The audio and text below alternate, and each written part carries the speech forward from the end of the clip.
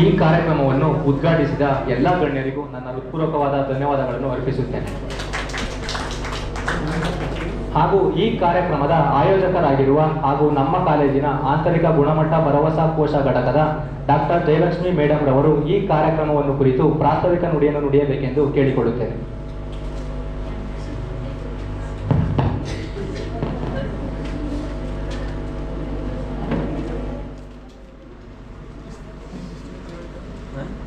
ಎಲ್ರಿಗೂ ನಮಸ್ಕಾರ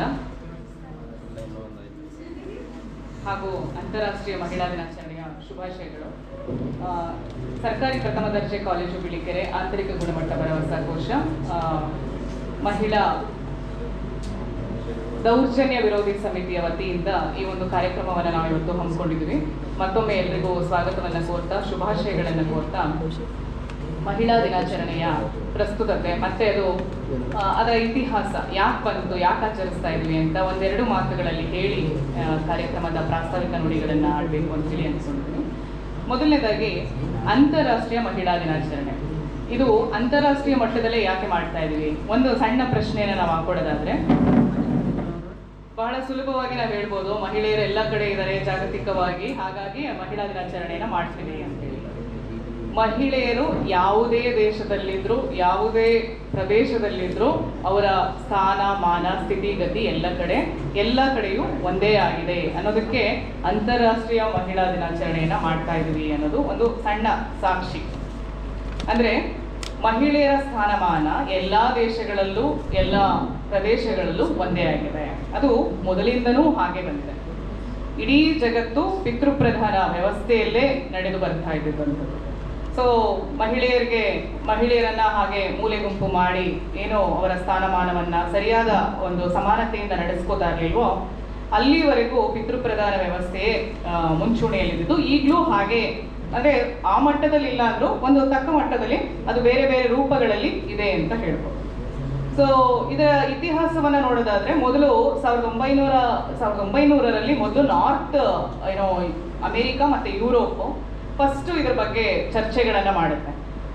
especially Clara ಝೆಟ್ಕಿನ್ ಅನ್ನೋ ಜರ್ಮನಿಯ ಮಹಿಳೆ 1910ರಲ್ಲಿ ಇದಕ್ಕೆ ಸಂಬಂಧಪಟ್ಟಂತ ಒಂದು ಪ್ರಪೋಸಲ್ ಅನ್ನ ರೆಡಿ ಮಾಡ್ತಾರೆ. ಯಾಕೆಂದ್ರೆ ಮಹಿಳೆಯರು ಎಷ್ಟೊಂದು ಕಾರ್ಖಾನೆಗಳಲ್ಲಿ ಶ್ರಮಿಕರಾಗಿ ಕೆಲಸ ಮಾಡ್ತಿರ್ತಾರೆ, ಅವರಿಗೆ ಈಕ್ವಲ್ ಪೇ ಸಿಗ್ತಾ ಇರೋದಿಲ್ಲ, ಸಮಾನ ವೇತನ ಸಿಗ್ತಾ ಇರೋದಿಲ್ಲ, ಸಮಾನ ಒಂದು ಅವರ ಅರ್ಹತೆಗೆ ತಕ್ಕಂಥ ಒಂದು ಹುದ್ದೆಗಳು ಸಿಗ್ತಾ ಇರೋದಿಲ್ಲ. ಸೊ ಇಂಥ ಟೈಮಲ್ಲಿ ಅವಳು ಒಂದು ಪ್ರಪೋಸಲ್ ಅನ್ನ ರೆಡಿ ಮಾಡಿ ಹೇಳ್ತಾಳೆ, ನಾವು ಕೂಡ ನಿಮಗಿಂತ ಏನು ಯಾವುದರಲ್ಲೂ ಕಡಿಮೆ ಇಲ್ಲ, ನಮಗೂ ಸಮಾನ ವೇತನವನ್ನ ಕೊಡಿ, ವೋಟಿಂಗ್ ರೈಟ್ಸ್ ಅನ್ನ ಕೊಡಿ, ನಮಗೆ ಹಕ್ಕು ಬಾಧ್ಯತೆಗಳನ್ನ ಸರಿ ಸಮಾನವಾಗಿ ಕೊಡಿ ಅಂತ ಹೇಳಿ ಒಂದು ಪ್ರಪೋಸಲ್ ಅನ್ನ ಮಂಡಿಸ್ತಾಳೆ. ಅದಾದ್ಮೇಲೆ 1911ರಿಂದ ಅಂತಾರಾಷ್ಟ್ರೀಯ ಮಟ್ಟದಲ್ಲಿ ಮಹಿಳಾ ದಿನಾಚರಣೆಯನ್ನ ಅಬ್ಸರ್ವ್ ಮಾಡ್ತಾ ಬಂದಿದೆ. ಇದು ಸೆಲೆಬ್ರೇಷನ್ ಎಷ್ಟೋ ಅಬ್ಸರ್ವೇಷನ್ ಕೂಡ ಅಷ್ಟೇ. ಅಂದ್ರೆ ಬರೀ ಇದು ನಾವು ಹಬ್ಬದ ತರ ಆಚರಿಸೋದಲ್ಲ, ಅಂತಾರಾಷ್ಟ್ರೀಯ ಮಟ್ಟದಲ್ಲಿ ಮತ್ತೆ ಅಲ್ಲಿಂದ ಹಿಡಿದು ಒಂದು ಸ್ಥಳೀಯವಾಗಿ ಯಾವ್ಯಾವ ಹೆಣ್ಮಕ್ಳುಗಳು ಯಾವ್ಯಾವ ಸಾಧನೆಗಳಲ್ಲಿ ತೊಡಕೊಂಡಿದ್ದಾರೆ, ಮತ್ತೆ ಯಾವ್ಯಾವ ಶೋಷಣೆಗಳಿಗೆ ಒಳಗಾಗ್ತಾ ಇದ್ದಾರೆ, ದೌರ್ಜನ್ಯಗಳಿಗೆ ಒಳಗಾಗ್ತಾ ಇದ್ದಾರೆ, ಅವರ ಹಕ್ಕು ಬಾಧ್ಯತೆಗಳನ್ನ ಎಲ್ಲೆಲ್ಲಿ ಕಳ್ಕೊಂಡಿದ್ದಾರೆ ಅದನ್ನೆಲ್ಲ ಅಬ್ಸರ್ವ್ ಮಾಡುವಂತಹ ಹಾಗೂ ಅದನ್ನ ಸರಿಪಡಿಸುವಂತಹ ಕೆಲಸಗಳು ನಡೀತಾ ಇದೆ. ಅದಾದ್ಮೇಲೆ ಇದೆಲ್ಲ ಇತಿಹಾಸ. ಅದಾದ್ಮೇಲೆ UNO ಮುಂದೆ ಬರುತ್ತೆ, ಇದನ್ನ ಪ್ರತಿ ವರ್ಷ ಒಂದು ಥೀಮಲ್ಲಿ ಇದನ್ನ ಆಚರಿಸ್ಬೇಕು ಅಂತ ಹೇಳಿ ಶುರು ಮಾಡ್ತಾರೆ. ಸೊ ಪ್ರತಿ ವರ್ಷ ಒಂದೊಂದು ಥೀಮ್ಗಳನ್ನ ಇಟ್ಕೊಂಡು ಇದನ್ನ ಆಚರಿಸ್ತಾ ಬರ್ತಾ ಇದ್ದಾರೆ. ಹಾಗೆ ಈ ವರ್ಷದ ಥೀಮ್ ಏನು ಅಂತ ನೋಡೋದಾದ್ರೆ ಗಿವ್ ಟು ಗೇನ್ ಅಂತ ಹೇಳಿ, ಅಂದ್ರೆ ಮಹಿಳೆಯರು ಎಷ್ಟು ಕೊಡ್ತಾರೋ ಅಷ್ಟು ಪಡ್ಕೋತಾರೆ ಅಂತ. Give to gain. ನಾವು ಯಾವ ಮಹಿಳೆಯರು, ಈಗ ನಾವೆಲ್ಲ ಏನ್ ಮಾಡ್ತೀವಿ ಅಂತಂದ್ರೆ ನಾವೆಲ್ಲ ಒಂದು ಸೆಟಲ್ಡ್ ಪೊಸಿಷನ್ ಅಲ್ಲಿ ಇರುವಂತಹ ಹೆಣ್ಮಕ್ಳುಗಳು, ನಾವೆಲ್ಲರೂ ಆರ್ಥಿಕವಾಗಿ ಸಬಲರಾಗಿದ್ದೇವೆ, ಸಾಮಾಜಿಕವಾಗಿ ಒಂದು ರೀತಿಯ ನಾವು ಲಿಬರಲ್ ಮಹಿಳೆಯರು ಅಂತ ಹೇಳ್ಬೋದು. ಆದ್ರೆ ಸಮಾಜದಲ್ಲಿ ಇನ್ನೊಂದಷ್ಟು ಮಹಿಳೆಯರು ಇರ್ತಾರೆ, ಅವ್ರು ಇನ್ನೂ ಒಂದು ಮಟ್ಟಕ್ಕೆ ಬಂದಿರೋದಿಲ್ಲ, ಒಂದು ಸಮಾನತೆಯನ್ನು ಸಾಧಿಸಿರೋದಿಲ್ಲ, ಅಥವಾ ಯಾವುದೇ ತರದ ಒಂದು ಹಕ್ಕು ಬಾಧ್ಯತೆಗಳನ್ನ ಇನ್ನೂ ಕಂಡುಕೊಂಡಿರೋದಿಲ್ಲ. ಸೊ ಹಾಗಾಗಿ ಅಂತ ಮಹಿಳೆಯರನ್ನ ಗುರುತಿಸಿ ನಾವು ಏನು ಇದೀವಿ ಅಂದ್ರೆ ಒಂದು ಪೊಸಿಷನ್ ಅಲ್ಲಿ ಇದೀವಿ, ನಾವು ಅದನ್ನೆಲ್ಲ ಗುರುತಿಸಿ ಅದನ್ನ ಅವರಿಗೆ ಮತ್ತೆ ಅದನ್ನ ಪೇಯಿಂಗ್ ಬ್ಯಾಕ್ ಟು ಸೊಸೈಟಿ ಅಂತ ಹೇಳ್ತಾರಲ್ಲ, ಹಾಗೆ ಅದನ್ನ ರೆಕಗ್ನೈಸ್ ಮಾಡಬೇಕು ಅಂತ. ಸೊ ಎಷ್ಟು ಮಾಡ್ತಾ ಹೋಗ್ತೀವೋ ಅಷ್ಟು ಪಡ್ಕೋತಾ ಹೋಗ್ತೀವಿ. ಒಬ್ಬ ಮಹಿಳೆ ಮಾತಾಡಿದ್ರೆ ಅದು ಉಳಿದ ಮಹಿಳೆಯರನ್ನ ರೆಪ್ರೆಸೆಂಟ್ ಮಾಡೋ ಥರ ಇರಬೇಕು ಅಂತ. ಸೊ ಇದು ಒಂದು ಹಿಸ್ಟ್ರಿ, ಅಂದ್ರೆ ಅಂತಾರಾಷ್ಟ್ರೀಯ ಮಟ್ಟದಲ್ಲಿ ಮತ್ತೆ ನಾವು ಯಾಕೆ ಇದನ್ನ ಆಚರಿಸ್ತಾ ಇದ್ದೀವಿ ಅಂತ. ಇನ್ನು ಹಾಗೆ ನಾವು ಭಾರತಕ್ಕೆ ಬರೋದಾದ್ರೆ ಇಲ್ಲಿ ನನಗನ್ಸೋದು ಭಾರತದಲ್ಲಿ 2 ಥರದ ಒಂದು ಕಂಪ್ಲೀಟ್ ಪ್ಯಾರಾಡಾಕ್ಸ್ಗಳನ್ನು ನಾವು ನೋಡ್ತೀವಿ, ಅಂದರೆ ವೈರುಧ್ಯಗಳನ್ನು ನಾವು ನೋಡ್ತೀವಿ. ಮೊದಲನೇ ವೈರುಧ್ಯ ಏನಪ್ಪಾ ಅಂತಂದರೆ, ಪಿತೃಪ್ರಧಾನ ವ್ಯವಸ್ಥೆಯಲ್ಲಿ ಕಸ್ಟಮ್ಸು, ಟ್ರೆಡಿಷನ್ಸು, ಪೇಟ್ರಿಯಾರ್ಕಿ, ಕಲ್ಚರು ಅನ್ನುವ ಹೆಸರಲ್ಲಿ, ಅಂದರೆ ಎಸ್ಪೆಷಲಿ ಧರ್ಮದ ಹೆಸರಲ್ಲಿ ಹೆಣ್ಣು ಮಕ್ಕಳ ಮೇಲೆ ಮೊದಲಿಂದನೂ ಇದು ಶೋಷಣೆಗಳಾಗ್ತಾನೆ ಬಂತು. ಆ ಶೋಷಣೆಗಳ ಒಂದು ಲಿಸ್ಟನ್ನು ಹೇಳ್ಬೋದು ಅಂತಂದರೆ, ಮೊದಲಿನಿಂದ ಯಾವ್ದು ನಡ್ಕೊ ಬಂದಿದೆ ಅಂದರೆ ಎಲ್ಲರಿಗೂ ಗೊತ್ತಿರುವಂಥದ್ದೇ ಸತಿ ಪದ್ಧತಿ, ವಿಧವಾ ವಿವಾಹ, ಆಮೇಲೆ ದೇವದಾಸಿ ಪದ್ಧತಿ, ಬಾಲ್ಯ ವಿವಾಹ, ಈ ಥರದ ತುಂಬ ಲಿಸ್ಟ್ಗಳು ಹೀಗೆ ಹೋಗುತ್ತೆ. ನೀವೆಲ್ಲರೂ ಇತಿಹಾಸದಲ್ಲಿ ಓದಿರ್ತೀರಿ, ಇಂಥ ಸಿಸ್ಟಮ್ಗಳು ನಮ್ಮ ದೇಶದಲ್ಲಿ ಬಹಳ ಇತ್ತು ಅಂತೇಳಿ. ಇದನ್ನು ನಮ್ಮ ಮೇಲೆ ಇಂಪೋಸ್ ಮಾಡಬೇಕಾದ್ರೆ ಪಿತೃಪ್ರಧಾನ ವ್ಯವಸ್ಥೆ ಬಳಸಿದ್ದು ಒಂದೇ ಮಾರ್ಗ ಏನಂದರೆ, ಅದನ್ನು ಹೆಣ್ಣನ್ನು ಒಂದು ಏಜೆನ್ಸಿಯಾಗಿ ಬಳಸ್ಬೇಕಾದ್ರೆ ಅದು ಈಗಲೂ ಇದೆ. ಅಂದರೆ ಇದೆಲ್ಲವೂ ಶೋಷಣೆಯ ಒಂದು ರೂಪಗಳು. ನಾನು 2 ವೈರುಧ್ಯ ಅಂತ ಹೇಳಿದ್ದೀನಿ, ಒಂದು ವೈರುಧ್ಯದ ಬಗ್ಗೆ ಮಾತ್ರ ಮಾತಾಡ್ತಾ ಇದ್ದೀನಿ, ಇನ್ನೊಂದಕ್ಕೆ ಆಮೇಲೆ ಬರ್ತೇನೆ. ಸೊ ಇದು ಏನಾಗ್ತದೆ ಅಂತ ಹೇಳಿದ್ರೆ, ಈ ಶೋಷಣೆಗಳು ಒಂದು ರೀತಿಯಲ್ಲಿ ನಮ್ಮ ಮೇಲೆ ಅದು ಒತ್ತಾಯಪೂರ್ವಕವಾಗಿ ಹೇರಲಾಗಿತ್ತು. ಇದರಿಂದ ಮಹಿಳೆಗೆ ಯಾವುದೇ ಥರದ ಎಸ್ಕೇಪ್ ಇರಲಿಲ್ಲ. ಸೊ ಇಲ್ಲಿಂದ ಹೀಗೆ ನಡ್ಕೊಂಡು ಬರ್ತಾ ಇರಬೇಕಾದ್ರೆ ಇದೇನಾಗುತ್ತೆ ಅಂತಂದ್ರೆ, ಇವೆಲ್ಲವೂ ಯಾವುದರ ಹೆಸರಲ್ಲಿ ನಡೀತಾ ಇದೆ? ದೇವರು ಮತ್ತೆ ಧಾರ್ಮಿಕತೆಯ ಹೆಸರಲ್ಲಿ ನಡೀತಾ ಇದೆ. ಮತ್ತೆ ಇದನ್ನ ರೆಸಿಸ್ಟ್ ಮಾಡೋ ಹಾಗಿಲ್ಲ, ಯಾಕೆಂದ್ರೆ ನಾವು ರೆಸಿಸ್ಟ್ ಮಾಡಿದ್ರೆ, ನಾವು ಅದನ್ನ ಪ್ರಶ್ನೆ ಮಾಡಿದ್ರೆ ನಾವು ನಾಸ್ತಿಕರಾಗ್ಬಿಡ್ತೀವಿ. ಸೊ ಹಾಗಾಗಿ ನಾವು ಪ್ರಶ್ನೆ ಮಾಡದೆ ಇದನ್ನೆಲ್ಲನೂ ಬಲವಂತವಾಗಿ ನಮ್ಮ ಮೇಲೆ ಹೇರಿದ್ದನ್ನ ಹಾಗೆ ಸಹಿಸಿಕೊಂಡು ಬರ್ತಾ ಇದೆ. ಈ ಮಹಿಳೆಯರ ಈ ಶೋಷಣೆ, ದೌರ್ಜನ್ಯಗಳು ಅರ್ಥ ಮಾಡಿಸೋದಕ್ಕೆ ಮತ್ತೆ ಪುರುಷರೇ ಬರಬೇಕಾಗಿದೆ. ಇದೇ ಹೇಳಿದ್ದು ನಾನು ಇನ್ನೊಂದು ವೈರುಧ್ಯ ಅಂತ. ಅಂದ್ರೆ ನಾವು ಎಲ್ಲವನ್ನ ಪಿತೃಪ್ರಧಾನ ವ್ಯವಸ್ಥೆ ಮೇಲೆ ಹಾಕ್ಬಿಟ್ಟು ಸುಮ್ಮನೆ ಇರೋಕ್ಕಾಗೋದಿಲ್ಲ. ಪಿತೃಪ್ರಧಾನ ವ್ಯವಸ್ಥೆ ಗಂಡಸರಿಂದ ಶುರುವಾಗಿರಬಹುದು, ಆದರೆ ಯಾರಿಗೆ ಹೆಂಗರಳಿತ್ತೋ, ಯಾರಿಗೆ ಹೆಣ್ತನವಿತ್ತೋ, ಹೆಣ್ತನ ಇದ್ದಂಥ ಗಂಡಸರು ಇದನ್ನ ಮುನ್ನೆಲೆಗೆ ತಗೊಂಡು ಬರ್ತಾರೆ. ಅದಕ್ಕೂ ಕೂಡ ನಮ್ಮ ಹತ್ರ ಇತಿಹಾಸ ಇದೆ. ನಾವು ಮೇರಿ ವೋಲ್ಸ್ಟನ್ ಕ್ರಾಫ್ಟ್ ಅಂತ ಹೇಳಿ, ಇವಳು 18ನೇ ಶತಮಾನದಲ್ಲೇ ಮಾತಾಡ್ತಾಳೆ. ನಮ್ಮ ಹಕ್ಕು ಬಾಧ್ಯತೆಗಳು, ಮಹಿಳೆಯರ ಹಕ್ಕು ಬಾಧ್ಯತೆ, ಸಮಾನತೆ, ಇವುಗಳ ಬಗ್ಗೆ ಎಲ್ಲ ಮಾತಾಡ್ತಾಳೆ. ನಾವು ಸಾಹಿತ್ಯವಾಗಿ ಈಕೆ ಬಗ್ಗೆ ನಾವು ತುಂಬ ಓದ್ತೀವಿ. ಆದರೆ ಸಾಮಾಜಿಕವಾಗಿ ಎಷ್ಟರ ಮಟ್ಟಿಗೆ ಇದು ಚಳುವಳಿಗಳ ರೂಪವನ್ನು ತಗೊಂತು ಅಂತ ನೋಡೋದಾದ್ರೆ, ಭಾರತ ನಿಜವಾಗ್ಲೂ ಹೆಮ್ಮೆ ಪಡಬೇಕು. ಅಂಥದ್ರಲ್ಲಿ ನಾವು ಕ್ರಿಸ್ತ ಪೂರ್ವದಲ್ಲೇ ಕಾಲಿಟ್ಟಿರ್ತೀವಿ. ಅಂದರೆ ಬುದ್ಧನ ಕಾಲದಲ್ಲಿ ಹೆಣ್ಮಕ್ಳಿಗೆ ಧಾರ್ಮಿಕ ಸಮಾನತೆ ಸಿಗುತ್ತೆ. ತೇರಿಗಾತ ಅಂತ ಹೇಳಿ ಭಿಕ್ಷುಣಿ, ಅಂದರೆ ಬೌದ್ಧ ಭಿಕ್ಷುಕಿಯರು ಬರ್ಕೊಂಡಿರುವಂತಹ ಪೊಯೆಟ್ರಿಗಳಲ್ಲಿ ಧಾರ್ಮಿಕವಾದಂತಹ ಒಂದು ಉದಾರತೆ, ಬುದ್ಧ ಹೆಣ್ಮಕ್ಳುಗಳನ್ನ ಧರ್ಮದ ಒಳಗಡೆ ಹೇಗೆ ಸಮಾನವಾಗಿ ಸ್ವೀಕರಿಸ್ತಾ ಇದ್ದ, ಇದರ ಬಗ್ಗೆ ಎಲ್ಲ ತೇರಿಗಾತದಲ್ಲಿ ಬರೀತಾ ಹೋಗ್ತಾರೆ. ಇದಕ್ಕಿಂತ ಸಾಕ್ಷಿ ನಮಗೆ ಮತ್ತೊಂದು ಸಿಗಲ್ಲ. ಅಂದರೆ ಬುದ್ಧ ಎಗೈನ್ ಒಬ್ಬ ಹೆಂಗರಳಿದ್ದಂತಹ ಗಂಡು ಅಂತ ಹೇಳ್ತಾರೆ. ಸೊ ಎಷ್ಟೇ ಅಸಮಾನತೆಯಿಂದ ಬಳಲ್ತಾ ಇದ್ರು ಅಂತಹ ಹೆಣ್ಮಕ್ಳುಗಳನ್ನ ಕರೆದು ಧಾರ್ಮಿಕವಾಗಿ ನೀವು ಕೂಡ ಸ್ವತಂತ್ರರು ಅಂತ ಹೇಳ್ತಾರೆ. ಹಾಗೆ ಸ್ವಲ್ಪ ಮುಂದಕ್ಕೆ ಬಂದ್ರೆ 12ನೇ ಶತಮಾನದಲ್ಲಿ ಬಸವಣ್ಣ ಬರ್ತಾರೆ. ಅನುಭವ ಮಂಟಪ ಅಂತೇಳಿ ಎಷ್ಟು ವಚನಕಾರ್ತಿಯರೋ ಆ ಸಂದರ್ಭದಲ್ಲಿ ಅನುಭವ ಮಂಟಪದಲ್ಲಿ ಇರ್ತಾರೆ. ಯಾವ ಜಾತಿ ಧರ್ಮ ಏನನ್ನೂ ನೋಡದೆ ಬರೀ ಹೆಣ್ಣು ಮಕ್ಕಳು ಅನ್ನೋ ಒಂದೇ ಅರ್ಹತೆಯಿಂದ ಬಸವಣ್ಣ ಎಲ್ಲರಿಗೂ ಧಾರ್ಮಿಕ ಸ್ವಾತಂತ್ರ್ಯವನ್ನ ಕೊಡ್ತಾರೆ. ನಿಮಗಿಷ್ಟ ಬಂದಂಥ ದೇವರನ್ನ ನೀವು ಪೂಜಿಸಿ, ನಿಮಗಿಷ್ಟ ಬಂದಂಥ ಹಾಗಾಗಿ ನೋಡಿ, ಎಲ್ಲ ಹೆಣ್ಮಕ್ಳುಗಳ ವಚನಗಳಲ್ಲಿ ಒಂದೊಂದು ಫೇವ್ರೇಟ್ ಗಾಡ್ ಇರುತ್ತೆ. ಸೊ ಅದು ಏನನ್ನ ಸಿಗ್ನಿಫೈ ಮಾಡುತ್ತೆ? ನೀವು ಧಾರ್ಮಿಕತೆಗೆ ಸಮಾನರು. ಸೊ ಬರೀ ಪಿತೃಪ್ರಧಾನ ವ್ಯವಸ್ಥೆಯಲ್ಲಿ, ಪುರೋಹಿತಶಾಹಿಯಲ್ಲಿ ಬರೀ ಹೆಣ್ಮಕ್ಳುಗಳಿಗೆ ಕೆಲವೊಂದು ದೇವಸ್ಥಾನಗಳಲ್ಲಿ ಈಗಲೂ ಬಿಡೋದಿಲ್ಲ. ಬಟ್ ಬಸವಣ್ಣ ಏನ್ ಮಾಡ್ತಾರೆ? ಧಾರ್ಮಿಕವಾಗಿ ನೀವು ಸಮಾನರು, ನೀವು ಎಲ್ಲ ಹಕ್ಕು ಬಾಧ್ಯತೆಗಳನ್ನು ಹೊಂದಿದ್ದೀರಿ, ಹಾಗಾಗಿ ನೀವು ಬರೀರಿ ವಚನಗಳನ್ನ, ನಿಮ್ಮನ್ನು ಯಾರು ತಡೆಯೋರಿಲ್ಲ ಅಂತೇಳಿ. ಸೊ ಅವರು ತಮ್ಮ ಹೆಣ್ತನದ ಬಗ್ಗೆ ಬರೀತಾರೆ, ವೈವಾಹಿಕ ಸಂಬಂಧಗಳ ಬಗ್ಗೆ ಬರೀತಾರೆ. ಎಲ್ಲ ತರದ ಹೆಣ್ಮಕ್ಳುಗಳು ಬರ್ಕೊಂಡಿರುವಂತಹ ವಚನಗಳೇ ನಮಗೆ ಒಂದು ಕಡೆ ಸಾಕ್ಷಿಯಾಗುತ್ತೆ. ಮೊದಲು ತೇರಿಗಾತ, ಇನ್ನೊಂದು ಕಡೆ ವಚನಗಳು. ಅದಾದ್ಮೇಲೆ ಇನ್ನು ಬ್ರಿಟಿಷರ ಕಾಲಕ್ಕೆ ಬಂದ್ರೆ ಆಗ ಜ್ಯೋತಿಬಾಯಿ ಫುಲೆ ಬರ್ತಾರೆ. ಸೊ ಜ್ಯೋತಿಬಾಯಿ ಫುಲೆ ಏನ್ ಮಾಡ್ತಾರೆ? ಹೆಣ್ಮಕ್ಳಿಗೆ ನಿಜವಾಗ್ಲೂ ಬೇಕಾಗಿರೋದು ಶಿಕ್ಷಣ. ಆ ಶಿಕ್ಷಣ ಬಂದ್ರೆ ಎಲ್ಲರೂ ವಿಮೋಚಕರಾಗ್ತಾರೆ ಅಂತೇಳಿ, ಅಂದ್ರೆ ಒಂದು ಲಿಬರೇಷನ್ ಸಿಗುತ್ತೆ. ಸೊ ಲಿಬರೇಷನ್ ಸಿಗ್ಬೇಕಂತ ಹೇಳಿದ್ರೆ ಈ ವಿಧವಾ ವಿವಾಹ, ಸತಿ ಪದ್ಧತಿ, ಬಾಲ್ಯ ವಿವಾಹ ಇವೆಲ್ಲ ಹೋಗ್ಬೇಕು ಅಂತಂದ್ರೆ ಮೊದಲಿಗೆ ನಮಗೆ ಬೇಕಾಗಿರೋದು ಶಿಕ್ಷಣ. ಶಿಕ್ಷಣದಿಂದ ಮಾತ್ರ ಈ ಪ್ರಗತಿ ಸಾಧ್ಯ ಅಂತ ಹೇಳಿ ಸ್ವತಃ ತಮ್ಮ ಹೆಂಡತಿಯನ್ನು ಶಿಕ್ಷಣ ಕೊಡಿಸಿ ಅವರು ಕೂಡ ಮತ್ತಷ್ಟು ಹೆಣ್ಮಕ್ಳುಗಳಿಗೆ ಅದರಿಂದ ಮುಕ್ತರನ್ನಾಗಿ ಮಾಡೋದಕ್ಕೆ ಶಿಕ್ಷಣ ಕೊಡ್ತಾ ಬರ್ತಾರೆ. ತುಂಬಾ ಎಷ್ಟೊಂದು ಸವಾಲುಗಳನ್ನು ಎದುರಿಸಿದಾಗ್ಯೂ ಕೂಡ ಅವರು ಅದನ್ನ ಮುಂದುವರಿಸದೆ ಹಾಗೆ ಅದನ್ನ ಅಲ್ಲಿಗೆ ನಿಲ್ಲಿಸದೆ ಹಾಗೆ ಮುಂದುವರಿಸ್ತಾ ಬರ್ತಾರೆ. ಸೊ ಇದು ಆಗಿನ ಒಂದು ಸಾಕ್ಷಿ. ಅದಾದ್ಮೇಲೆ ಸಂವಿಧಾನದ ಮೂಲಕ ಅಂಬೇಡ್ಕರ್ ಬಹಳ ಹೆಣ್ಗರಳಿನಿಂದ ಬರೀತಾರೆ. ನಾವೆಲ್ಲರೂ ಪ್ರತಿ ವಾರ ಪೀಠಿಕೆಯನ್ನ ಓದ್ತಗೋತೀವಲ್ವಾ? ಮೊದಲನೇ ಸೆಂಟೆನ್ಸ್ ಏನು? ಭಾರತದ ಪ್ರಜೆಗಳಾದ ನಾವು. ಇಲ್ಲಿ ಗಂಡಸರು ಅಲ್ಲ, ಮಹಿಳೆಯರು ಅಲ್ಲ, ಮಕ್ಕಳು ಅಲ್ಲ, ಅಥವಾ ಅಲ್ಪಸಂಖ್ಯಾತರು ಅಲ್ಲ, ಲಿಂಗ ಅಥವಾ ಅಲ್ಪಸಂಖ್ಯಾತರು ಅಲ್ಲ, ಎಲ್ಲರೂ ಸೇರಿ ನಾವು ಅಂತ. So we the people of India. So we ಅಂತಂದಾಗ ಬಹಳ ಹೆಮ್ಮೆಯಿಂದ ಹೇಳ್ಕೋಬೇಕು, ನಾವು ಅದರೊಳಗಡೆ ಇದ್ದೀವಿ.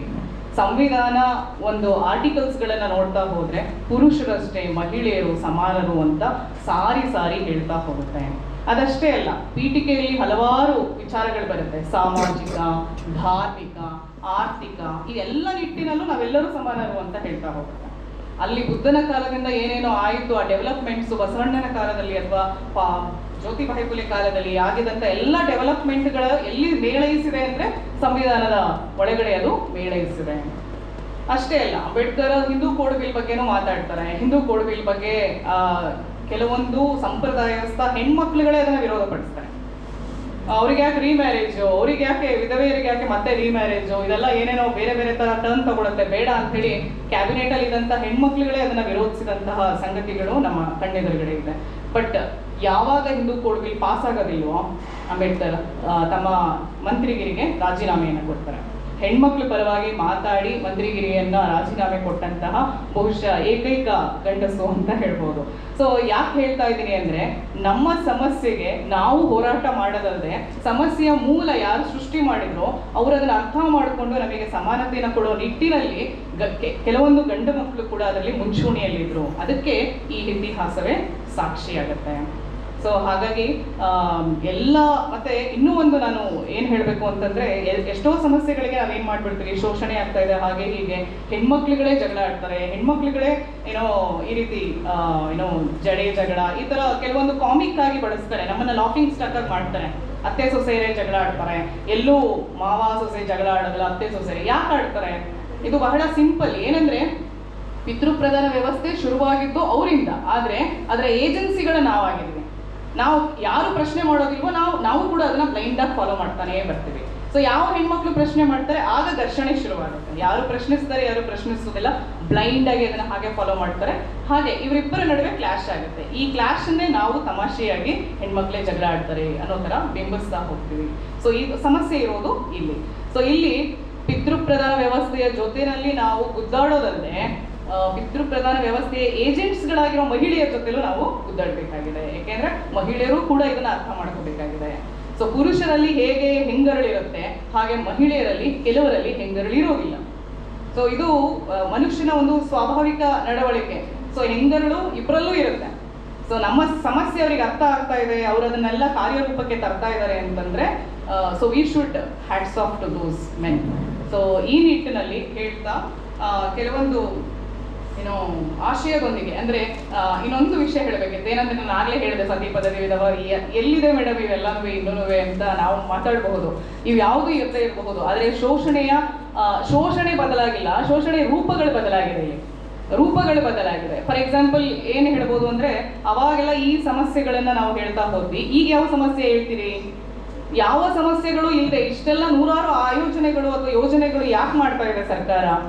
ಸೊ ಯಾವ ತರದ ದೌರ್ಜನ್ಯವೂ ಇಲ್ಲದೆ ಈಗೆಲ್ಲ ಏನಂದ್ರೆ ಎಲ್ಲ ನಿಟ್ಟಿನಲ್ಲಿ ಎಲ್ಲ ಸ್ಥಾನಮಾನದಲ್ಲೂ ಎಲ್ಲ ಒಂದು ಅವಕಾಶಗಳನ್ನು ಹೆಣ್ಮಕ್ಳೇ ತಗೋತಾ ಇದ್ದಾರೆ. ಎಲ್ಲಿ ಯಾವ ಜಾಬ್ ಇದ್ರೂ ಅವರೇ ತಗೋತಾ ಇದ್ದಾರೆ. ಹಾಗಾಗಿ ಏನೋ ಅವರು ಈಕ್ವಲ್ ಆಗಿ ಫೈಟ್ ಮಾಡ್ತಾ ಇದ್ದಾರೆ. ಯಾವ ಸಮಸ್ಯೆನೂ ಇಲ್ಲ, ಸಮಸ್ಯೆಗಳೆಲ್ಲ ಇರೋದು ಏನೋ ನಮ್ಮಲ್ಲಿ ಈ ರೀತಿ ನಾವೆಲ್ಲ ಬಿಂಬಿಸ್ತೀವಿ. ಬಟ್ ನಿಜವಾಗ್ಲೂ ಸಮಸ್ಯೆಗಳಿದೆ, ಆದರೆ ಅದರ ರೂಪಗಳು ಬೇರೆ ಬೇರೆ ಆಗಿದೆ. ಫಾರ್ ಎಕ್ಸಾಂಪಲ್ ಹೇಳ್ಬೇಕಂದ್ರೆ ನೋಡಿ, ಡಿಜಿಟಲ್ ಶೋಷಣೆಗಳು ಅಂತಾನೆ ನಾವು ಹೇಳ್ಬೋದು. Even exploitation has taken the digital forms. Like recent ಆಗಿ ಫೇಸ್ಬುಕ್ ಅಲ್ಲಿ ಎಲ್ಲ ಈ ಹೆಣ್ಮಕ್ಳು ನಟಿಯರೆಲ್ಲ ಒಂದು ಇದು ಮಾಡ್ತಾ ಇದ್ರು, ಫೇಸ್ಬುಕ್ ವಾರ್ ತರ, ಮೀ ಟೂ ಅಂತ ಹೇಳಿ. ಸೊ ಮೀ ಟೂ ಅಂತ ಹೇಳಿ ಒಂದು ಕಾಸ್ಟಿಂಗ್ ಕೌಚ್ ಬಗ್ಗೆ ಮಾತಾಡ್ತಾ ಇದ್ರು ಓಪನ್ ಅಪ್ ಆಗಿ.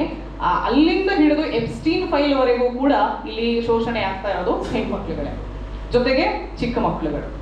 ಸೊ ಹಾಗಾಗಿ ಇಲ್ಲಿ ನಾವು ನೋಡ್ಬೇಕಾಗಿರೋದು ಏನು ಅಂತಂದ್ರೆ, ಶೋಷಣೆ ಬದಲಾಗಿಲ್ಲ, ಶೋಷಣೆಯ ರೂಪಗಳು, ಅದರ ಮುಖವಾಡಗಳು ಮಾತ್ರ ಬದಲಾಗಿದೆ.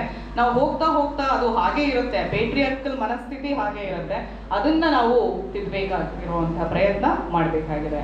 ಸೊ ಇದಕ್ಕೆ ಸರ್ಕಾರ ಕೂಡ ಆಗಿಂದಾಗೆ ಎಷ್ಟೊಂದು ಯೋಜನೆಗಳನ್ನೆಲ್ಲ ಹೇಳ್ತಾನೆ ಇದೆ. ನಾನು ಅಲ್ಲಿ ಕೂತ್ಕೊಂಡು ಸರಿ ಹೇಳ್ತಾ ಇದೆ, ಬೇಟಿ ಬಚಾವ್ ಬೇಟಿ ಬಚಾವ್. ಸೊ ಅದು ವಾರ್ನಿಂಗ್ ಕಾಲ್ ತರ, ಹೆಣ್ಮಕ್ಳನ್ನ ಕಾಪಾಡಿ ಕಾಪಾಡಿ ಅನ್ನೋ ತರ. ಯಾಕೆ ಇನ್ನೂ ಕಾಪಾಡಿ ಕಾಪಾಡಿ ಅನ್ನೋ ತರ ಇದೆ? ಏನ್ ಮಾಡ್ತಾ ಇದೀವಿ ಹಾಗಿದ್ರೆ ನಾವು ಹೆಣ್ಮಕ್ಳುಗಳನ್ನ? ಸೊ ಇದನ್ನ ಎಲ್ಲರೂ ಅರಿತ್ಕೋಬೇಕಾಗಿದೆ. ಹೆಣ್ಮಕ್ಳನ್ನ ಹೇಗೆ ಜವಾಬ್ದಾರಿಯುತವಾಗಿ ನಾವು ಬೆಳೆಸ್ತಾ ಇದೀವೋ ಹಾಗೆ ಗಂಡ್ಮಕ್ಳಿಗೂ ಕೂಡ ಜವಾಬ್ದಾರಿಯುತವಾಗಿ ಬೆಳೆಸ್ಬೇಕಾಗಿದೆ. ಅವರಲ್ಲೂ ಹೆಂಗರಳನ್ನ ನಾವು ಹುಟ್ಟು ಹಾಕ್ಬೇಕಾಗಿದೆ. ಹೆಣ್ಣುಮಕ್ಕಳ ಸಮಸ್ಯೆಗಳ ಬಗ್ಗೆ ಅವರಿಗೆ ನಾವು ಅರಿವನ್ನ ಮೂಡಿಸ್ಬೇಕಾಗಿದೆ. ಆ ಒಂದು ನಿಟ್ಟಿನಲ್ಲಿ ಎಲ್ಲರೂ ಸಮಾಜದಲ್ಲಿ ಸಮಾನರೇ, ಹೆಣ್ಮಕ್ಳು ಕೂಡ ಸಮಾನರು, ಅವರ ಸಮಸ್ಯೆ ನಮ್ಮ ಸಮಸ್ಯೆ ಅಂತ ಹೇಳಿ ತಿಳಿದು ಭಾವಿಸಿದರೆ ನಿಜವಾಗ್ಲೂ ಸಮಾಜದ ನಿರ್ಮಾಣದಲ್ಲಿ ನಾವೆಲ್ಲರೂ ಕೂಡ ಕೈ ಜೋಡಿಸಬಹುದು ಅಂತ ಹೇಳ್ತಾ, ಅಂದ್ರೆ ಆಗಿದ್ದಾಗ ಮಾತ್ರ ಈ ತರದ ಒಂದು ಏನೋ ಆಚರಣೆಗಳಿಗೆ ಒಂದು ಅರ್ಥ ಸಿಗುತ್ತೆ. ಸೊ ಹಾಗಾಗಿ ಈ ನಿಟ್ಟಿನಲ್ಲಿ ಮತ್ತೊಮ್ಮೆ ಎಲ್ರಿಗೂ ಶುಭಾಶಯಗಳನ್ನು ಕೋರ್ತಾ ನನ್ನ ಒಂದೆರಡು ಮಾತನ್ನು ಮುಗಿಸ್ತೇನೆ. Thank you. ಪ್ರಾಸ್ತಾವಿಕ ನುಡಿಯನ್ನು ನುಡಿದಂತಹ ಡಾಕ್ಟರ್ ಜಯಲಕ್ಷ್ಮಿ ಮೇಡಮ್ ರವರಿಗೆ ನನ್ನ ಧನ್ಯವಾದಗಳು. ಮಹಿಳೆ ಎಂದರೆ ಇನ್ನೊಬ್ಬರ ಹಾದಿಯಲ್ಲಿ ಸಾಗುವ ಬದಲು ತನ್ನದೇ ಆದ ಹೆಜ್ಜೆಯಲ್ಲಿ ನಡೆಯುವವಳು ಎಂದು ಹೇಳುತ್ತಾ, ಈ ಕಾರ್ಯಕ್ರಮದ ಸಂಪನ್ಮೂಲ ವ್ಯಕ್ತಿಗಳಾಗಿ ಆಗಮಿಸಿರುವ ಶ್ರೀಯುತ ವಿಜಯ್ ಕುಮಾರ್, ಜಿಲ್ಲಾ ನಿರೂಪಣಾ ಅಧಿಕಾರಿಗಳು, ಮಹಿಳಾ ಮತ್ತು ಮಕ್ಕಳ ಅಭಿವೃದ್ಧಿ ಇಲಾಖೆ, ಮೈಸೂರು, ಇವರು ವಧು ವರದಕ್ಷಿಣೆ ನಿಷೇಧ ಕಾಯ್ದೆಯ ಬಗ್ಗೆ ತಮ್ಮ ಉಪನ್ಯಾಸವನ್ನು ನೀಡಬೇಕಾಗಿ ಕೋರುತ್ತೇನೆ.